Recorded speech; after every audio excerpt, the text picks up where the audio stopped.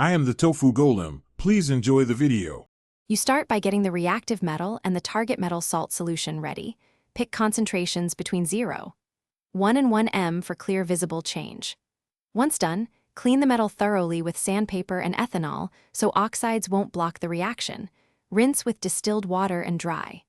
Next, pour the solution into a glass beaker and suspend the metal using a clamp or wire so it's mostly submerged but not touching the bottom. Make sure you wear goggles and gloves before proceeding. You now immerse the cleaned metal into the metal salt solution and start a timer. Observe initial color, any bubbling, and take a baseline temperature. Once immersed, gently stir or agitate to ensure fresh solution contacts the metal surface and to avoid local depletion. Maintain temperature within 5 degrees of your starting point to keep kinetics consistent. Periodically remove, blot, and weigh the metal if quantitative data is needed. And jot down color shifts or solid deposit. You finish by removing the metal, rinsing with distilled water, drying thoroughly, and taking a final mass and visual inventory of any deposits.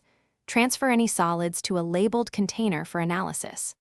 Once results are recorded, neutralize and dispose of spent solutions per safety rules. If nothing happened, check the why. Confirm the metal's activity series versus the cation's reduction potential, remove surface oxides, increase concentration, or replace with a purer metal. That one troubleshooting tip, verify redox potentials before repeating, usually fixes non-reactive setups.